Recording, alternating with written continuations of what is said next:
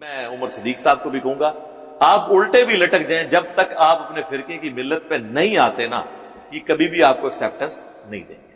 جس کا ثبوت یہ ہے کہ یہ اس فتوے میں لکھ رہے ہیں کہ یہ حسینی اور یزیدی کی تفریق جو عمر صدیق نے شروع کی ہے، اس کی وجہ سے ہمارے فرقے کو نقصان ہو رہا ہے. یہ فتویٰ ان کا ان لوگوں کے بارے میں نہیں آیا، ڈاکٹر ذاکر نائک کے بارے میں 2009 میں، آج سے آلموسٹ آپ سمجھ لیں 12 سال پہلے، 11 سال پہلے، اس وقت ان کو خیال آیا کہ یہ تفریق شروع ہو جائے گی، اس لیے کہ وہ ان کے فرقے کی فیور میں بات کر رہا تھا، کیونکہ بیسیکلی تو یہ فرقہ یزیدی ہے.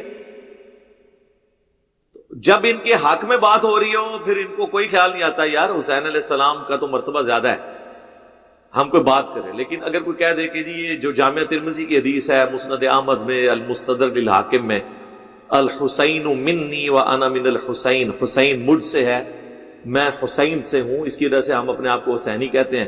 وہ کہتے ہیں جی آپ تفریق ڈال رہے ہیں، حسینی نہیں، ہمیں تو علوی، فاروقی، صدیقی بھی نہیں کہنا چاہیے، عثمانی بھی نہیں کہنا چاہیے، تو حسینی ہم اپنے آپ کو کیوں کہیں؟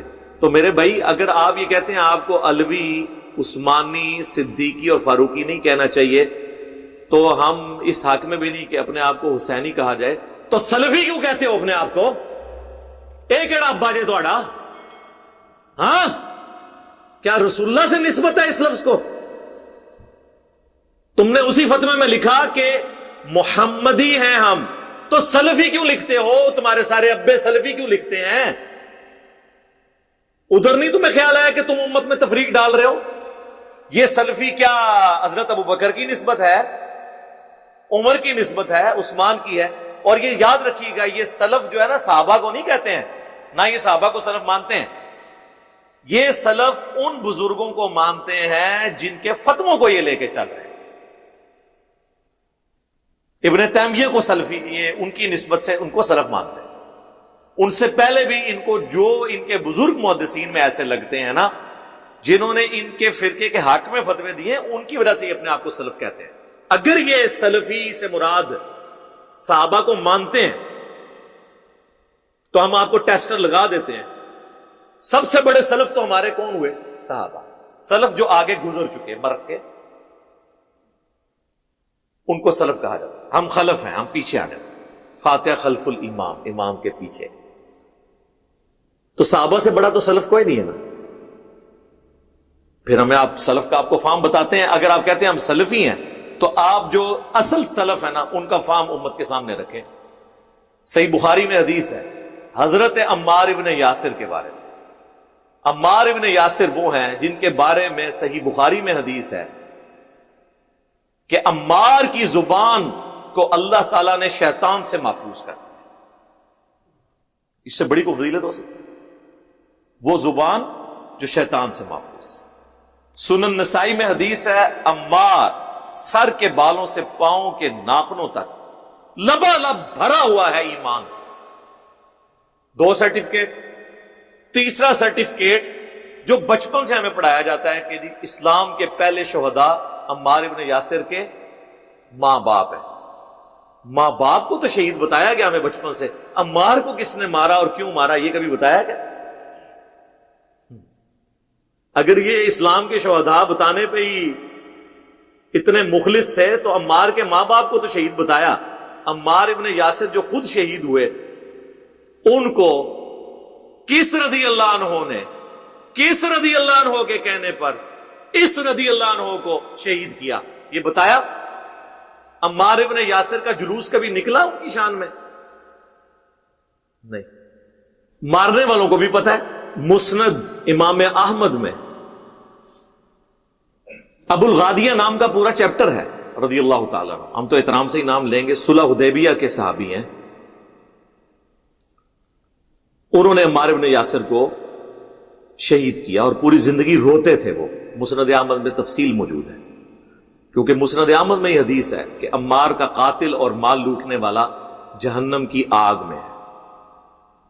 ابن حجر اسقلانی نے تھوڑی کوشش کی کہ ابو الغادیہ کو بچائیں، اور انہوں نے کہا کہ چونکہ صحیح مسلم میں حدیث ہے کہ جن لوگوں نے میرے ہاتھ پر درخت کے نیچے بیعت کی ہے انہیں آگ نہیں چھوئے گی، تو ابو الغادیہ کو وہ فضیلت کفایت کر جائے گی. تو محدث اعظم سعودیہ البانیہ سے جو شیخ ناصر الدین البانی، انہوں نے سلسلہ احادیث صحیحہ میں گرفت کی. انہوں نے کہا یہ بہت مشکل تعویل آپ کر رہے ہیں، کیونکہ جہاں پر خاص فتویٰ آ جائے وہاں پر فضیلت عام اٹھ جاتی ہے. چونکہ عمار کے قاتل کے لیے خاص یہ بات آ گئی کہ عمار کا قاتل اور مال لوٹنے والا جہنم میں ہے، لہذا اس کے اوپر سے عام فضیلت اٹھ جائے گی. تو ابو الغادیہ کس کی فوج میں تھا، وہ کون تھا، وہ سب کو پتہ ہے. تیسری پارٹی کہاں سے آ گئی؟ جو لوگ کہتے ہیں نا تیسری پارٹی، انہیں کہو پھر ابو الغادیہ کو خارجی کہیں. کبھی بھی نہیں کہہ سکتے، کیونکہ مسند احمد میں ابو الغادیہ کی حدیثیں ہیں نبی علیہ السلام سے، تو نبی علیہ السلام کے صحابی کو تو خارجی نہیں کہہ سکتے. تو یہ کہانی کرا رہے ہیں، پرانے زمانے کی کہانی ہے.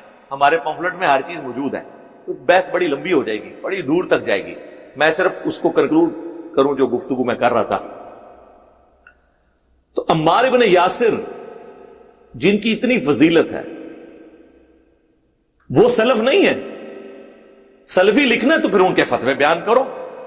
سنو پھر پہلا فتویٰ صحیح بخاری میں، کوفے کے ممبر پہ خطبہ دیتے ہیں. حسن ابن علی پہلی سیڑھی پہ ہیں، یہ دوسری سیڑھی پہ. اے لوگو، اللہ نے تمہیں آزمایا ہے. ایک طرف دنیا اور آخرت میں تمہارے نبی کی بیوی سیدہ عائشہ ہے، یعنی فضیلت ان کی کم نہیں کی. آخرت میں بیوی کا مطلب کنفرم جنتی. اور امام بخاری نے حضرت عائشہ کی فضیلت والے چیپٹر میں عمار کا یہ خطبہ نقل کیا ہے. یعنی امہات المومنین کی فضیلت بھی شیعان علی بیان کر رہے ہیں، یعنی حضرت علی کے ساتھی. ایک طرف دنیا اور آخرت میں تمہارے نبی کی بیوی عائشہ ہے، لیکن اللہ نے تمہیں آزمائش میں ڈالا ہے کہ تم عائشہ کی اطاعت کرتے ہو یا اللہ کی. یعنی سیدہ عائشہ کا جنگ جمل کرنا عمار ابن یاسر نے اللہ سے جنگ کرنے کے مترادف قرار دیا. تو یہ سلف نہیں ہے، ان کا فارم نہیں لینا. سلفی ہیں تو پھر بتائیں جنگ جمل میں اللہ کی پارٹی کون سی تھی اور مخالف پارٹی کون سی تھی. اور سلف کا فارم کس کا؟ عمار ابن یاسر کا.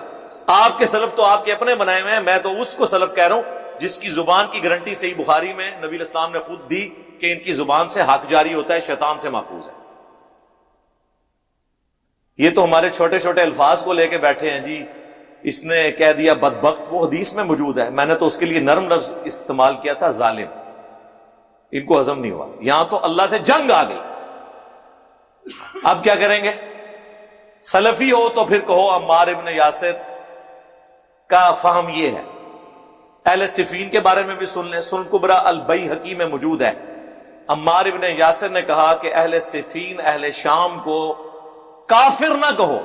یعنی انہوں نے خلیفہ وقت کے خلاف جو خروج کیا ہے، حضرت معاویہ ان کی جماعت نے، انہیں کافر نہ کہو بلکہ کہو یہ فاسق اور ظالم ہے. یہ کہتے تھے ظالم لفظ دکھائیں، لے لیں، پھر ظالم لفظ بھی موجود ہے. فاسق اور ظالم کہو. تو عمار ابن یاسر سلف نہیں ہے، ان کا فارم نہیں بیان کرنا. تو میں آپ کو بتا رہا تھا یہ سلفی نام بھی ایک ڈھکوسلا ہے. اس سے مراد وہ سلف ہیں ان کے جو ان کے فرقے کے عقائد کو سپورٹو. اپنا تو ان کا ایک بندہ بھی تھوڑی سی کرے تو آپ دیکھ لیں عمر صدیق کے ساتھ انہوں نے کیا کیا ہے. اور سارے علماء نے اسے اس طریقے سے، آپ کو پتہ نہیں اس کے پھر نتائج کیا نکلیں گے. جب اتنے علماء کریں گے تو آندہ یہ کہیں تقریر کرنے جائیں گے تو اول تو ان کو مسجد میں کھڑے نہیں ہونے دیں گے، ہوں گے تو لوگ آوازیں کسیں گے، ٹھیک ہے، اور ان کو اور پکا کریں گے. یہ کوئی ایٹیچیوڈ نہیں ہے کہ آپ اس طرح کے معاملات میں، اور اگر آپ منصف مزاج ہوتے تو پھر سب کے برابر آپ سارے معاملات برابر لے کے چلتے. اگر آپ ان نسبتوں کی مخالفت کر رہے ہیں نا، حسینی کہلانے کی یا صدیقی، فاروقی، عثمانی اور علوی کہلانے کی، پھر سلفی کہلانے کی بھی مخالفت کریں نا. میں تو اس سے بھی ایک سٹیپ آگے ہوں کہ ہم محمدی بھی نبی علیہ السلام کی نسبت کی وجہ سے کہتے ہیں، ادروائز ہمارا نام جو ہے وہ مسلم ہے.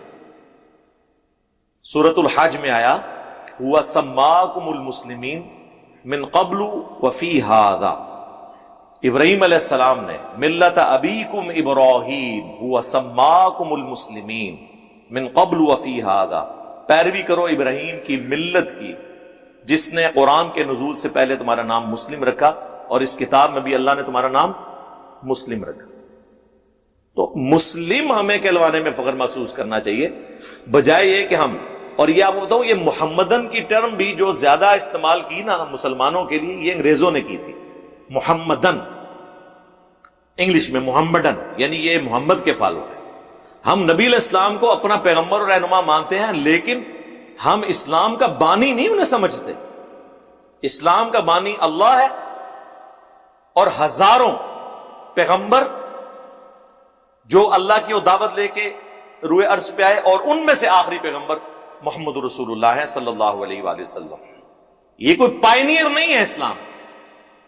تو ہم اس اعتبار سے محمدی بھی ہیں، ابراہیمی بھی ہیں، موسوی بھی ہیں، عیسوی بھی ہیں. سارے پیغمبروں سے ہماری نسبت ہے، اور اسی کو کمبائنڈ طور پر ہم مسلم کا لفظ استعمال کرتے ہیں کہ ہم مسلم ہیں.